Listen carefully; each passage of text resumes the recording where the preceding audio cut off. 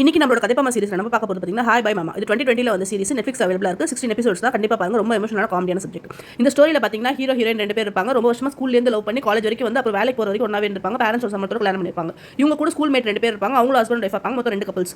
Hero heroine ரெண்டு பேருமே hero வந்து டாக்டரா இருப்பாரு. ஹீரோயின் வந்து கன்சீவ் ஆயிடுவாங்க மேரேஜ்க்கு அப்புறம். சோ அவங்க பிரெக்னன்ட்காக வெயிட் பண்ணிட்டு இருப்பாங்க. அந்த சமயத்துல ரோட்ல போய் ஆக்சிடென்ட் ஆகி ஹாஸ்பிட்டல் அட்மிட் ஆயிருப்பாங்க. அதே ஹாஸ்பிட்டல் தான் ஹீரோ ஒரு சர்ஜரில இருப்பாரு. பட் அந்த சர்ஜரில இருந்தால வெளில வந்து அவங்க பார்க்க முடியாம போயிடும். சோ அதனால அவங்க வந்து இறந்துருவாங்க. அந்த குழந்தை தூக்கத்துக்கு ரொம்ப ஹெசிடேஷனா இருக்கும். அதுக்கப்புறம் சோ அந்த ஆபரேஷன் அந்த நர்ஸ் வந்து நான் இனிமே குழந்தைய பாத்துக்கிறேன், அவங்க கல்யாணம் பண்ணிக்கிறேன்னு சொல்லிட்டு அவங்க வந்து முன் வருவாங்க. ஸோ குழந்தைக்காக அவங்க கல்யாணம் பண்ணிப்பாங்க. தவிர அவங்க கூட அவருக்கு எந்த ஒட்டுதலும் இருக்காது, லவ் இருக்காது, எதுவுமே இருக்காது. பட் அவங்கள அவருக்கு பிடிக்கும்.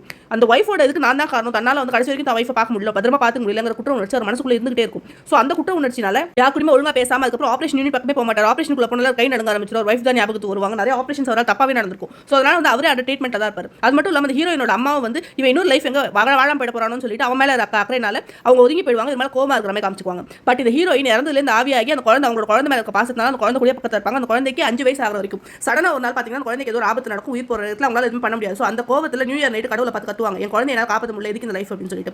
ஸோ அந்த டைம் வந்து இடி இடிக்கும். அப்போ உடனே வந்து அவங்களுக்கு உடம்பு வந்து உண்மையிலே வந்துட்ட மாதிரி இருக்கும். எல்லாரும் டச் பண்ணா உண்மையிலே வந்துருப்பாங்க. அவங்க ஹஸ்பண்ட் கண்ணுக்கு அவங்க தெரிஞ்சிருவாங்க. அவங்க ஹஸ்பண்ட் கண்ணுக்கு மட்டும் இல்லாமல் அவங்க செகண்ட் வைஃப் கண்ணுக்கு தெரிஞ்சிருவாங்க. அவங்க ஆல்ரெடி ஃபோட்டோவில் பார்த்தனால அடையாளம் தெரியும். பட் இவங்க நான் கிடையாதுன்னு சொல்லி என்னமோ சொல்லிட்டு அந்த குழந்தை கூடவே இருக்க ட்ரை பண்ணுவாங்க. அப்போ தான் அவங்க ஷாமனை பார்த்து கேட்பாங்க, ஏன் எனக்கு இந்த மாதிரி லைஃப் வந்துன்னு சொல்லிட்டு. உனக்கே லைஃப் வந்து எனக்கு தெரியாது, அதை நான் என்னன்னு சொல்லி விசாரிச்சு சொல்கிறேன். ஆனால் இனிமேல் வந்ததுக்கான காரணம் உங்க குழந்தைக்கு வந்து 5 வயசு ஒரு ஆபத்து இருக்கு. நீ குழந்தை கூட பிறந்ததே இருந்ததுனால குழந்தைக்கு வந்து ஆவியை பார்க்கறதுக்கான தன்மை வந்துருச்சு. அந்த தன்மையினால தான் ஒரு ஆவியால் அந்த குழந்தைக்கு ஆபத்து இருக்கு. ஸோ கூடவே அந்த குழந்தையோட உயிரை நீ காப்பாற்றுறதுக்கு கடவுளுக்கு ஒரு வாய்ப்பு கொடுத்துருக்காரு அப்படின்னு சொல்லி ஷாமன் சொல்லுவாங்க. ஸோ அதனால இவங்க வந்து குழந்தை பக்கத்துல இருந்து எந்த ஆவியோட குழந்தை பக்கத்தில் வராமல் காப்பாற்றுவாங்க. அதே சமயத்தில் அவங்க ஃப்ரெண்ட்ஸும் அவங்களுக்கு ஹெல்ப் பண்ணுவாங்க. நீ உண்மையிலேயே வந்துட்டு நீயே ஒரு லைஃப் எடுத்துக்கோ, அந்த பொண்ணு தேவையில்லை அப்படின்னு சொல்லி கூட இல்லை, நான் அந்த பொண்ணு கூட ஒரு நாள் இருந்திருக்கேன், அவன் குழந்தை ரொம்ப நல்லா பார்த்துக்கிறா, நான் இருந்தா பண்றதை குழந்தைக்கு நிறைய விஷயம் பண்ணியிருக்கா. ஸோ அவ எடுத்து நான் எடுத்துக்க மாட்டேன், நான் இருக்கேனோ இல்லை திருப்பி நான் போயிடுறேனோ, அண்ணன் தனியாக தான் இருக்க போறேன் அப்படின்னு சொல்லி ரொம்ப ஸ்ட்ராங்காக சொல்லிடுவாங்க. அதுவும் அவங்க பேரண்ட்ஸையும் போய் பார்ப்பாங்க, எல்லாரையும் பார்ப்பாங்க, எல்லாருக்குமே ஹெல்ப்ஃபுல்லாக இருப்பாங்க. அந்த சமயத்தில் அந்த ஷாமன் கண்டுபிடிப்பாங்க எதனால இவங்க வந்தாங்கன்னு சொல்லிட்டு. இந்த ஹீரோயினோட அம்மா வந்து கடவுள் கிட்ட போய் வேண்டியிருப்பாங்க, இந்த உலகத்தில் எனக்கு எதுவுமே வேணாம், நான் இப்போவே இருக்க தயாராக இருக்கேன், திருப்பி என் பொண்ணை நான் ஒரு முறை பார்க்கணும் தொடரணும்னு சொல்லி வேண்டியிருப்பாங்க. 3 ஜெனரேஷன் ஆஃப் மதர்ஹுட் ரொம்ப அற்புதமாக காமிச்சிருப்பாங்க. ரொம்ப காமெடியாகவும் ரொம்ப எமோஷனலாகவும் இருக்கு இந்த சப்ஜெக்ட். தயவு செஞ்சு உட்காந்து பாருங்க ஃபுல்லாவே.